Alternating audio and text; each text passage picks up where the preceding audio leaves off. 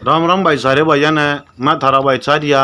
आज भाई एक वीआईपी सीटा के ऊपर एक वीडियो लेकर आवांगे जो वीआईपी सीट हैं। उसका उन पर टक्कर ना भी हो, फाइट ना भी बने, लेकिन एक वीआईपी सीटा के ऊपर एक वीडियो जो अपनी हर दूसरे दिन आया करेगी, हर 5 सीटा के ऊपर जो वीआईपी होती जाएंगी।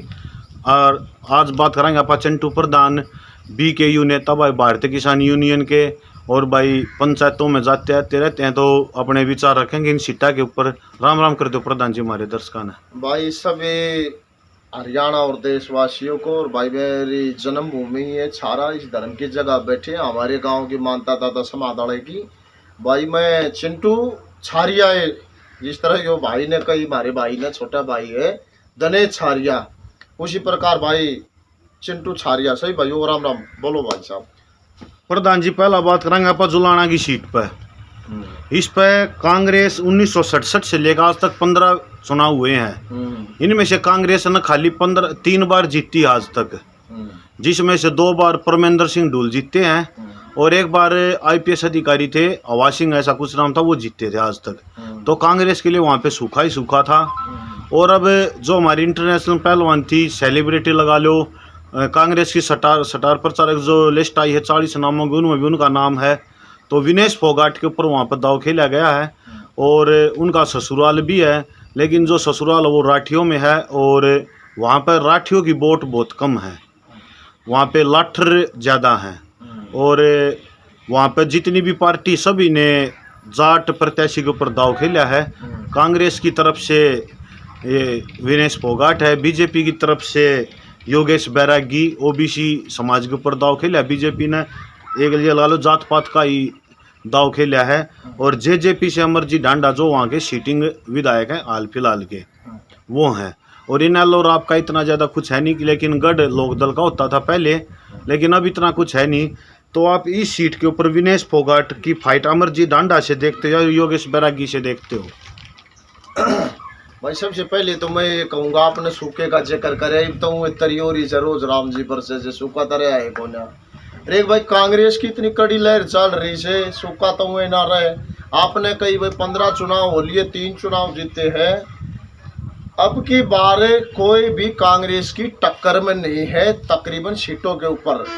और रही विनेश फोगाट की बात, विनेश फोगाट देश की बेटी है, जो चाहे राजनीति हो चाहे कोई सामाजिक ये संस्थाएं हो, जाति पाति का तो नाम लेना ही नहीं चाहिए। 36 बिरादरी के लोगों का हमारा भाईचारा था, है, और वो तो आगे भी रहेगा। भाई समाज में ऐसी कोई भी जाति नहीं है जिसने एक दूसरे से काम नहीं पड़ता।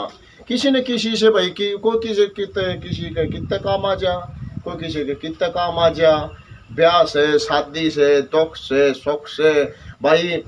और मान ले किसी के शादी से हलवाई सौदा नहीं बनाते, सब भाई नहीं खामते। तो ये प्यार प्रेम भाईचारा है।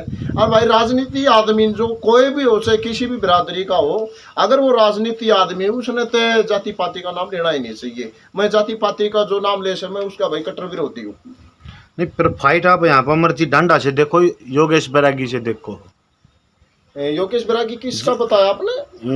योगेश बैरागी है बीजेपी से और अमरजीत ढांडा है जेजेपी से। जेजेपी का क्या वजूद देखते हो? मेरे भले आदमी, जेजेपी का तो नाम निशान को न किते दोषण धरना तो इतना जुल्म कर दिया, इतना नाश कर दिया।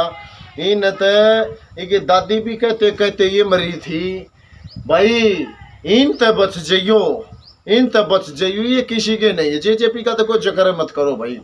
और रही वो आप वो बैरागी का जिक्र कर रहे हो, यो कोई पार्टी का बीजेपी का जो आपने बताया, अरे भले आदमी को टक्कर में कोने विनेश फोगाट थे स्टार प्रचारक। आज हरियाणा प्रदेश में कई स्टेटों में चुनाव है, विनेश फोगाट तो पूरे देश की स्टार प्रचारक है बेटी आज के दिन में।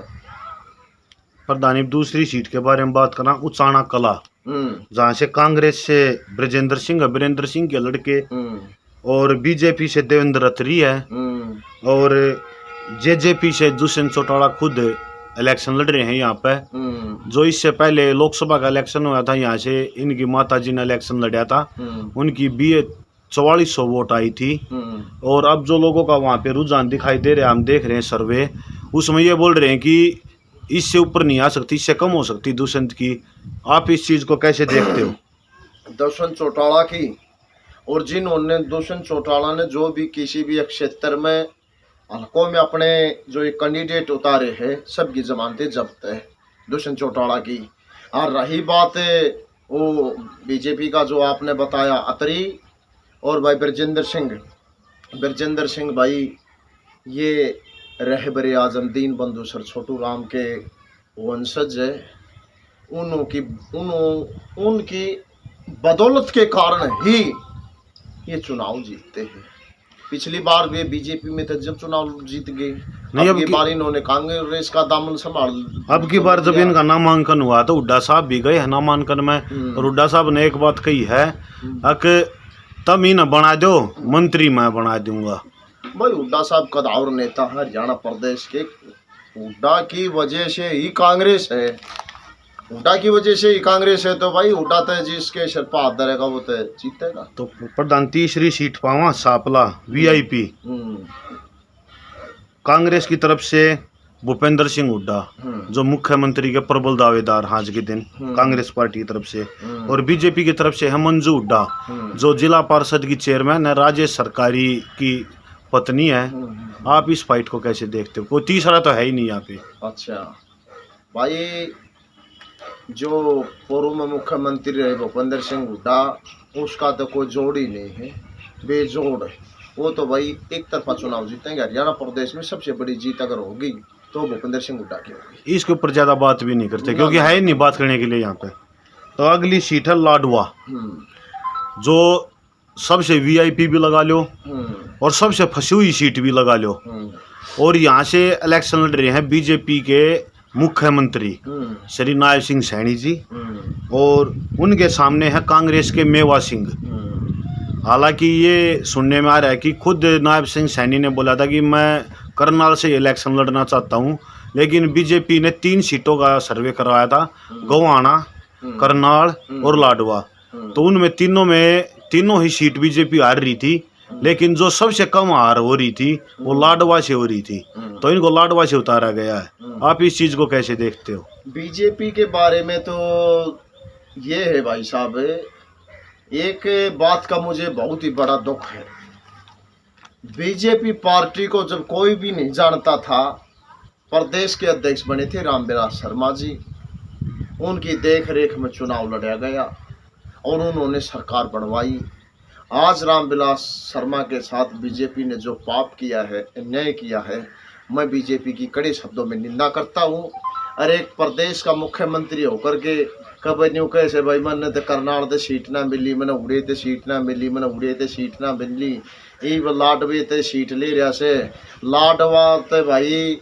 और रही मेवा सिंह की बात है भाई, नाम मैसा होगा मेवार मावा सबके मिठाइया की तरफ चल से, तो भाई तब तब मीठा मुँह कर लो, मेवा सिंह तो भाई जीतते हैं। प्रधान अगली सीट अपनी हिसार। हिसार में कांग्रेस की तरफ से रामनिवास घोडेला, बीजेपी की तरफ से कमल गुप्ता, और वहाँ पे निर्दलीय प्रत्याशी हैं सावित्री जिंदल, जिनके बेटे बीजेपी के सटार प्रचारक भी आज के दिन लिस्ट में नाम उनका, और कुरुक्षेत्र से लोकसभा के सदस्य भी हैं, एमपी भी बने हुए हैं। और अब मेरे को ये लग रहा है प्रधान जी कि कमल गुप्ता का वहाँ पे जैसे इलेक्शन था कमज़ोर, तो बीजेपी ने वहाँ पे निर्दलीय उतारा सावित्री जिंदल को, कि लोगों की अगर यहाँ पे रामनिवास घोडेला अगर हैवी होते दिखाई दिए तो जो बीजेपी का वोट है वो भी सावित्री जिंदल को आ जाए और ये सीट निकल आए। आप इस चीज़ को कैसे देखते हो? सोशल मीडिया पे रामनिवास घोडेला का बहुत ही ज़्यादा सटार प्रचारक चल रहा है, और जो यो रामनिवास घोडेला है धरातल पे यो मेहनत भी कर रहा है और लोगों की मदद भी कर रहा है। और रही आपने सावित्री जिंदल जी का जो नाम लिया है, 20,000 25,000 वर्कर तो इनकी फैक्ट्रियों में काम करते हैं। ये तो इनकी वोट, इतनी तो वोट इनकी है ही।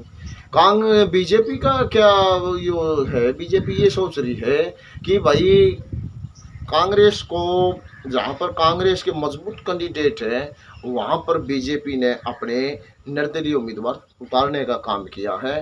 पर बीजेपी किसी भी कार्य में सफल नहीं हो सकती, सभी कार्यों में असफल होगी। कांग्रेस की प्रचंड जीत आपकी। तो राम राम करते हो प्रधान जी हमारे तरफ से। राम राम भाई सभी को, और भाई को गलती हो तो माफ करियो भाई, सभी भाइयों का, देखने वाले भाई जितने भी साथी थे सबका भाई मैं दिल की गहराइयों से, देख दिल का भी हाथ ला दिया भाई, दिल की गहराइयों से हार्दिक अभिनंदन और स्वागत करते सभी भाइयों को। राम राम भाई, राम राम। तो भाई मैं थारा भाई चारिया था, जय हरियाणा और भाई वीडियो लाइक शेयर और सब्सक्राइब और डुंडा ठा दो भाई। आगे इस तो ही बढ़िया बढ़िया वीडियो लेकर आवांगे, उसका भाई कोई कमी रह गई हो तो कमेंट में बता दियो, आगे उस चीज़ का ध्यान रखेंगे। तो राम राम भाई सारे भाइयों ने।